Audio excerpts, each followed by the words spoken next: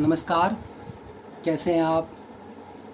राजस्थान का रण क्या कांग्रेस को इस कदर लचर और लाचार कर रहा है कि बिहार में उसके लिए तबाही आने वाली है।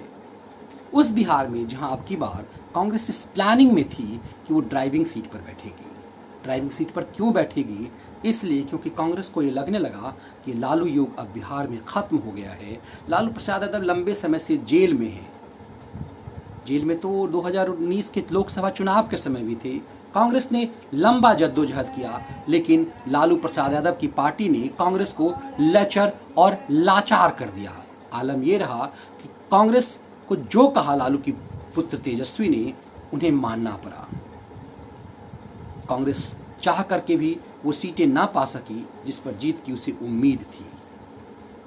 बावजूद इसके आरजेडी ने 22 सीटें ली, कांग्रेस को 9 सीटें मिली और बिहार के 40 लोकसभा सीट में एकमात्र सीट जो विपक्ष जीत पाया बीजेपी और जेडीयू के गठबंधन से, वो सीट किशनगंज का लोकसभा सीट था जो कांग्रेस कोटे में गया। मतलब इतने जद्दोजहद के बाद भी यदि जीत विपक्ष की हुई बिहार में तो सिर्फ कांग्रेस की हुई। कांग्रेस इसी दमखम के साथ उपचुनाव में सीट के लिए जद्दोजहद कर रही थी, लेकिन आरजेडी ने उसे एक से ज़्यादा सीट देने को तैयार नहीं हुई।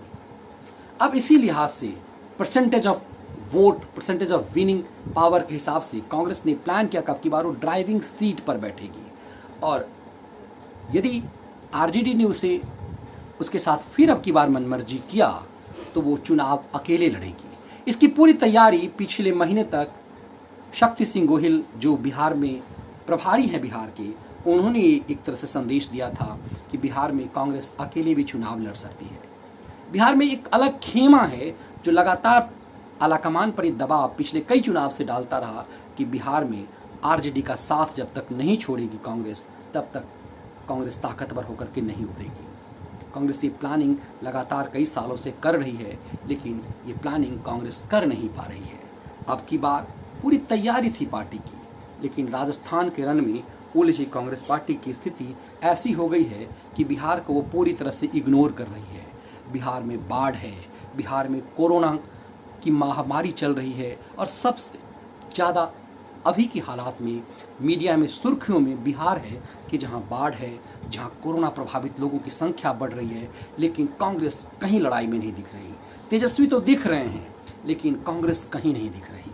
उनके छोटे छोटे दल तो दिख रहे हैं, कांग्रेस कहीं नहीं दिख रही, क्योंकि कांग्रेस उलझी हुई है राजस्थान में। आलम यह है कि एमपी में भी कांग्रेस के विधायक टूट रहे हैं और बिहार की स्थिति ये है कि फाइट में सिर्फ आरजेडी दिख रही है। सरकार पर हमलावर रुख अख्तियार करते हुए सिर्फ आरजेडी दिख रही है। ऐसे कंडीशन में जो दबाव कांग्रेस के ऊपर राजस्थान में है, राजस्थान में जो चीज़ें चल रही है, उससे सीट शेयरिंग को लेकर भी कोई किसी ढंग की बात नहीं हो रही है।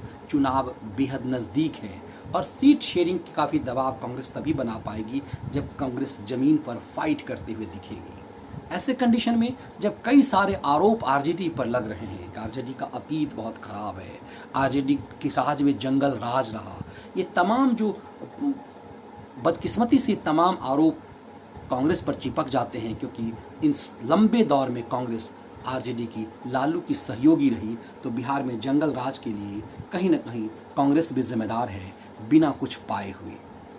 ऐसे में लगातार कांग्रेस के कई नेता चाहते हैं कि बिहार में गठबंधन से अलग हो जाए आरजेडी, लेकिन क्या अकेले कांग्रेस लड़ पाएगी? क्या ज़मीन पर कांग्रेस उस कदर दिखाई देती है? लगातार अहमद पटेल की जो बातचीत हो रही है वो आरजेडी से नहीं हो पा रही है। लेफ्ट के नेताओं से दिल्ली में बात हो रही है।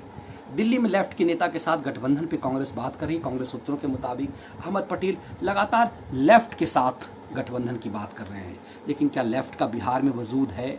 वो आरजेडी से बात क्यों नहीं कर पा रहे हैं? ज़मीन पर कांग्रेस फाइट क्यों करती हुई नहीं दिख रही है?